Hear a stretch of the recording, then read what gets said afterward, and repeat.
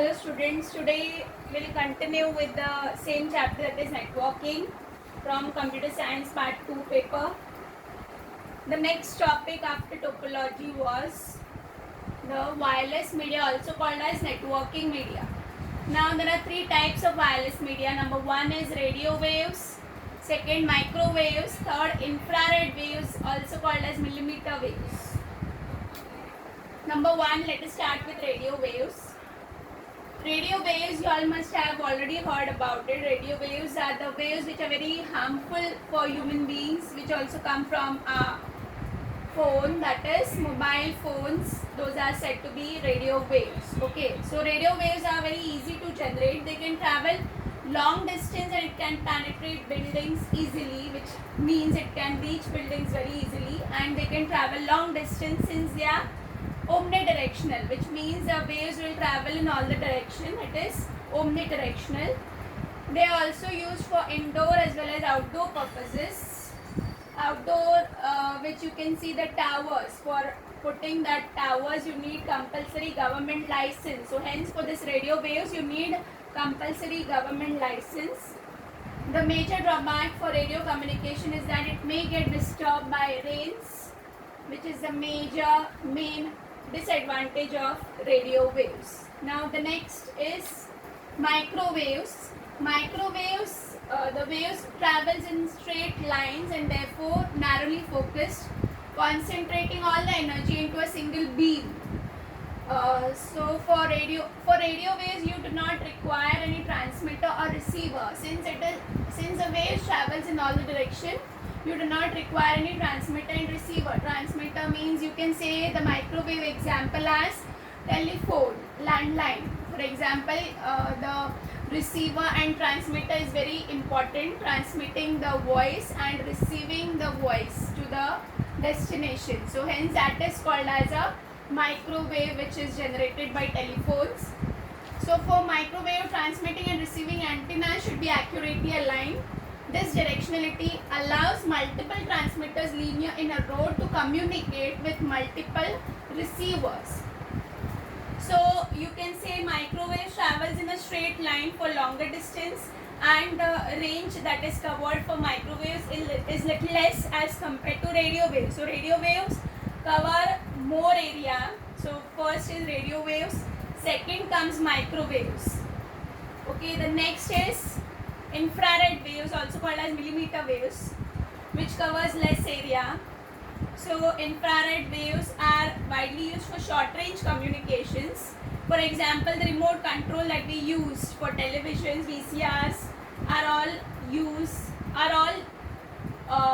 are nothing but infrared communication which carries. So they are relatively more cheaper as compared to the other two waves, more cheaper and easy to generate. The major drawback of this is that they cannot pass through solid objects. So this is the major disadvantage. It cannot pass through the solid object. It means that an infrared system operating in one room will not interfere with the infrared system in some other room. So hence it does not pass through solid objects. If you switch on your television by a remote control, and if you stand in between, it will not generate that wave. So that is said to be infrared wave. So hence it cannot pass through solid objects, and it covers less area as compared to the other two waves. Okay, so these are said to be what? These are said to be wireless media, also called as networking media. The next topic that we'll see is protocol. Protocol means the agreement between the communication particle, or how the communication is done between the two computers, or you can see how the two computers will send and receive the data between the two. So protocol is said to be the communication that is to be done between the two computers for sending and receiving the data or signal.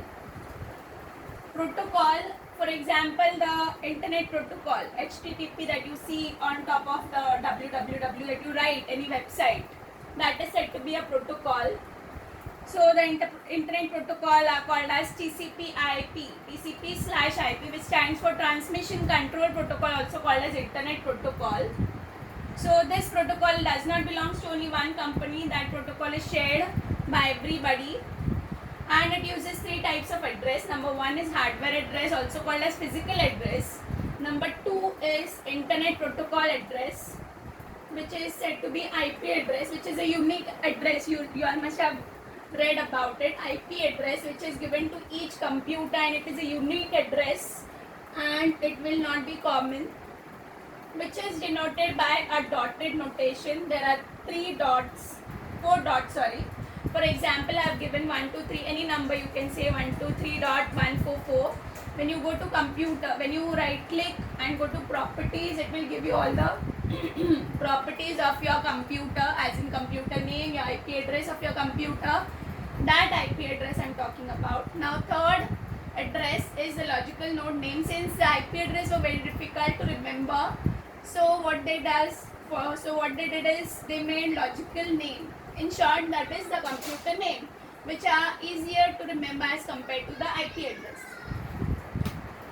Now the next topic in this chapter is connectivity devices. There are four types in this. Number one is modem, number two repeater, number three hub, and fourth is router. You all must have heard about these devices. Let us start in detail. Number one, modem. Modem is a device which is used to provide internet to your computer. So before your router, even before your router device, there was a modem. For example, you all must have seen for giving internet to your computer through telephone, you require a modem. So modem is a device which provides internet to your computer, but only through telephone line. So you need a landline connection for this. Okay, so this is a diagram for modem. There are two computers at the end, both the ends. So, and in between there are two modems which are connected by telephone lines.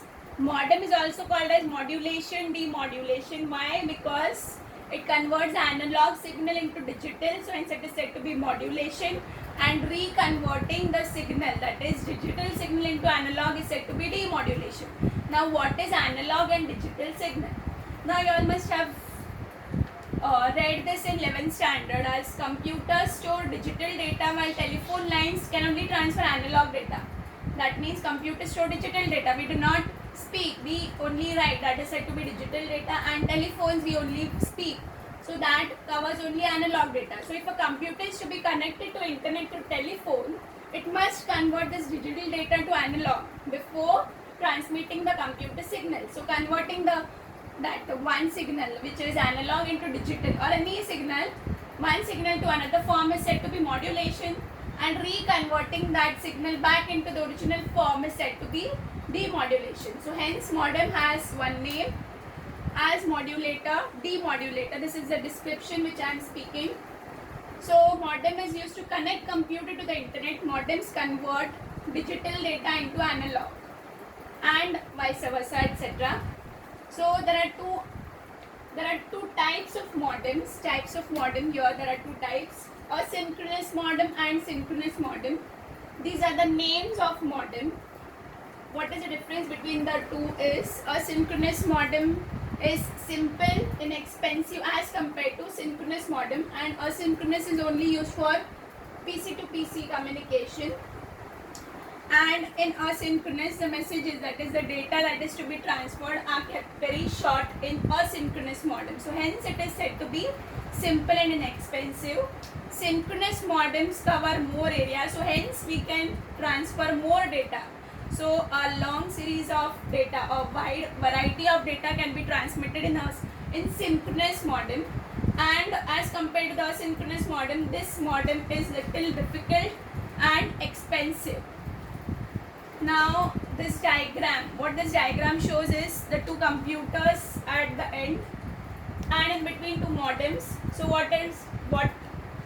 which data does it flow from computer to modem? So computer stores which data? I said computer store digital data. So from computer to modem goes digital data. Now the modem is connected, so what it does, it will convert this digital data into analog data and send it to the next modem. Now again this modem is connected, so hence what it does a demodulation process, that is it will convert the analog signal back into digital, which is resended to the computer at the other end. Okay, now again while transmitting from this right hand side computer to the left hand side, that digital data will be sent to the modem. Modem will convert from digital to analog, and again one more modem will convert from analog to digital. So computer in, at the end of this diagram, both the computers will get the digital data, and this modem is only used to convert this analog to digital and digital to analog signal. That's it. Now the next is repeater. The next connectivity device is repeater. This is the diagram for repeater. There are two computers at the end, and in between there is a repeater, which is a device which only converts, what it does, it one signal, the one data which is coming from one computer, it will, suppose that is a weak signal which is coming from another computer, so the repeater device will amplify, it will make that weak signal into strong, and it will send that strong signal, also called as amplified signal, to the next computer. So this is the job of the repeater. So repeater is a hardware unit which is mostly used in Ethernet to extend. Okay. So a repeater reshapes and amplifies the signal which is coming from one Ethernet segment to another segment. The main disadvantage of this repeater is that they continuously will repeat the noise in the system while amplifying the signal which is coming from one computer to the other. So while amplifying the signal, that is weak signal coming from one computer, while amplifying that, it will continuously repeat the noise. So hence the name is said to be repeater. And the separate power supply is needed for this repeater. So hence you can say repeater is little costly as compared to the model. Now the next device is hub. Hub you all must have already seen in which topology, that is star topology. For star topology we require this device, that is hub. Hub is just a switching device for connecting computers to that particular hub. Okay. So hub, this workstation is also called as PC, computers in short.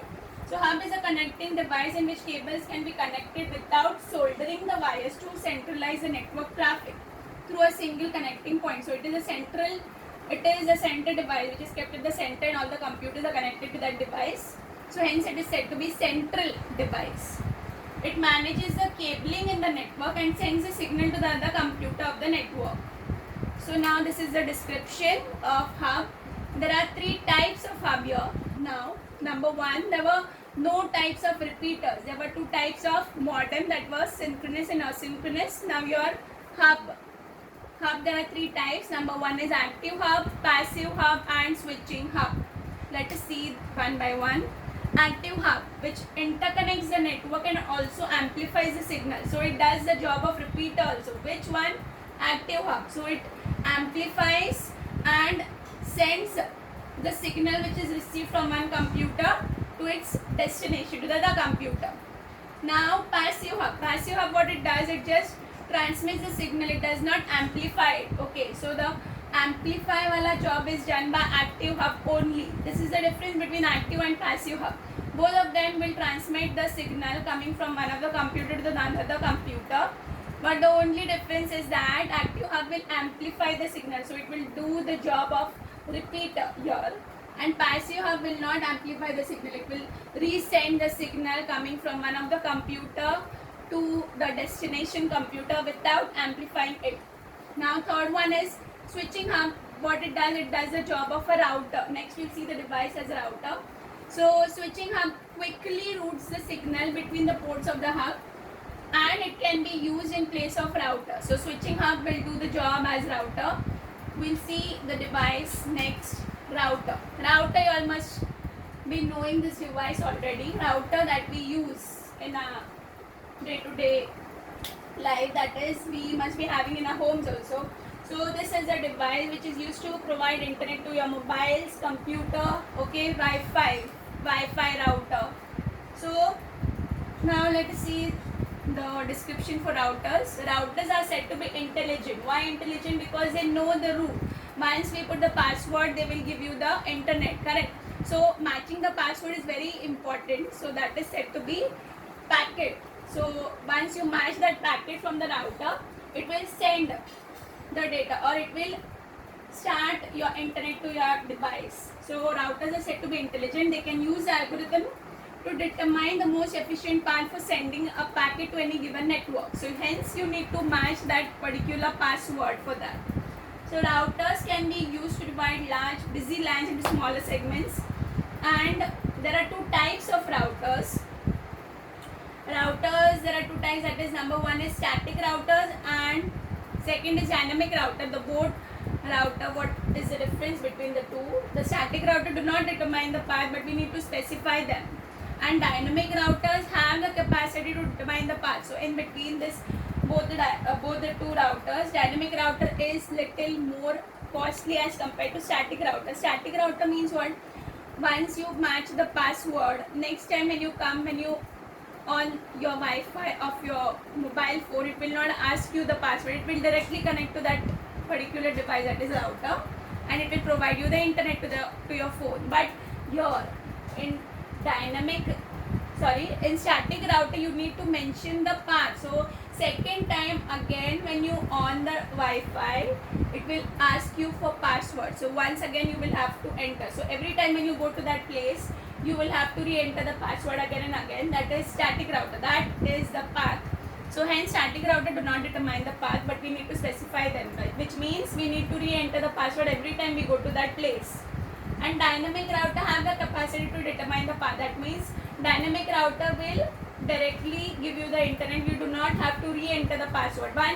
Only once you will have to enter the password, and next time when you go to that place, it will directly give you internet without re-entering the password once again. Okay, so this was the last page.